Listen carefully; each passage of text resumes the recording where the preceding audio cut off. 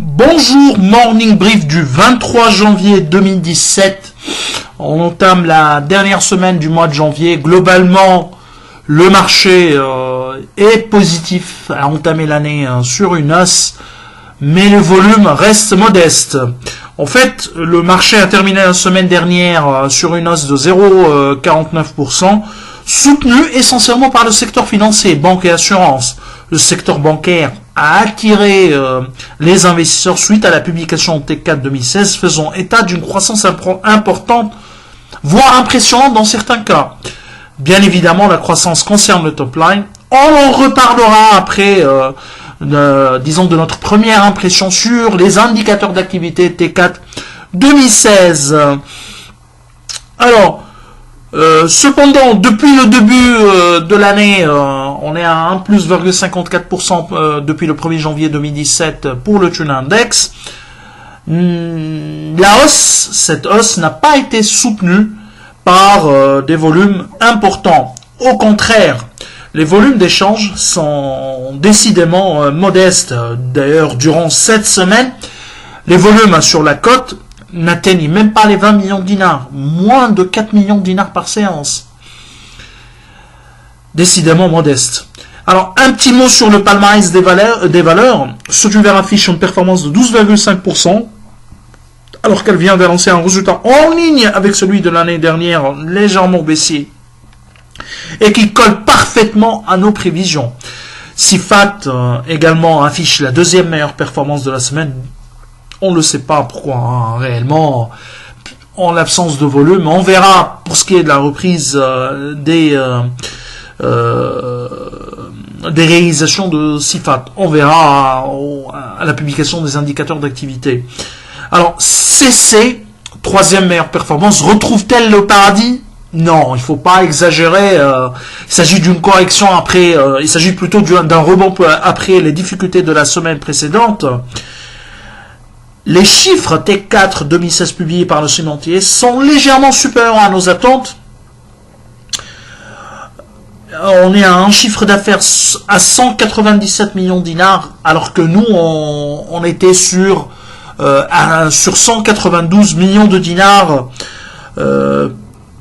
puisque nous avions anticipé une baisse beaucoup plus importante durant le T4, alors que Carta Cement a réalisé également, a accusé, les ventes de Carta Cement ont également accusé une baisse durant le dernier trimestre. Cependant, ces 5 millions de dinars de revenus additionnels par rapport à nos prévisions ne changent pas trop la vie de Carta Cement, qui a besoin, on le dit, on le répète, on le réitère pour l'énième fois, a besoin d'être recapitalisé, Carta Cement. Tant que le fameux contrat en Côte d'Ivoire n'est pas entré en vigueur, et même au départ, Carta Cement aura toujours un problème de trésorerie, c'est-à-dire qu'on a besoin d'être recapitalisé.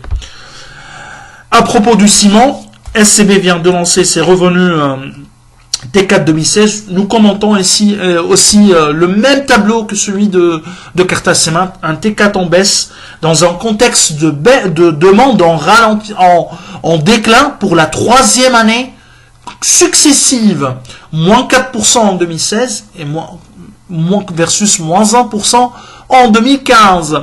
Le ciment, alors nous on pense que le ciment est le reflet de l'économie d'un pays en développement ou bien en émergent, ou bien une économie émergente.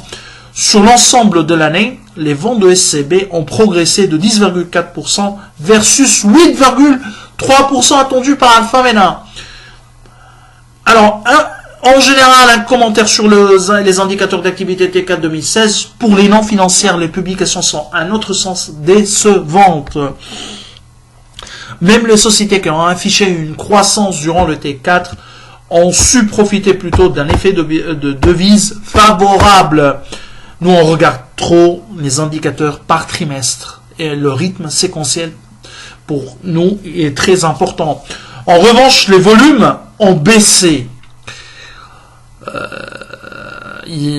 À noter que pour les non financières tunisiennes, nous anticipons une croissance de 5,66% des revenus en 2016 et 33% de hausse pour les bénéfices. Vraisemblablement, ces chiffres sont bons, même pour la croissance des bénéfices qui se base sur une entreprise de OneTech, Telnet, mais également de Delis Holding. Personnellement, je ne suis pas un fan des indicateurs d'activité tels qu'ils sont présentés actuellement.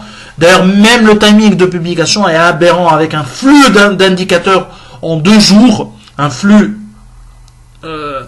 très important d'indicateurs en seulement 2 jours qui ne laisse même pas le temps aux analystes d'ouvrir les fichiers. Sur le fond, ces indicateurs sont parfois inutiles.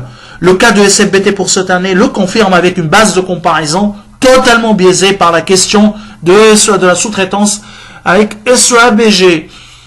Autre souci pratique est le fait que les indicateurs d'activité concernent les chiffres sociaux alors que nos modèles se basent essentiellement sur le compte consolidé.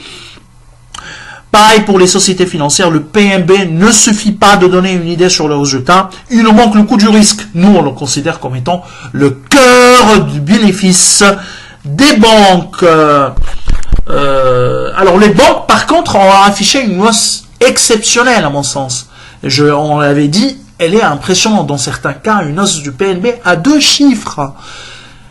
On verra pour ce qui est des résultats, on anticipe déjà, on parle déjà de résultats records à l'image de l'année précédente, mais je crois avec les 7,5%, ces anticipations seront révisées à la baisse, et on verra ce que dira la Banque centrale à propos des provisions, et l'impact du changement réglementaire de l'année déjà lancée l'année dernière sur les résultats, sur le bottom line des banques.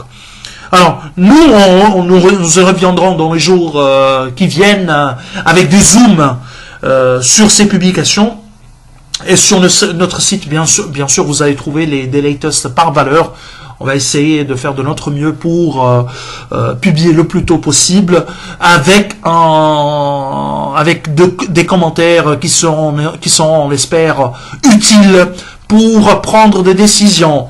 Alors, je vous souhaite un bon début de semaine et au revoir, à demain.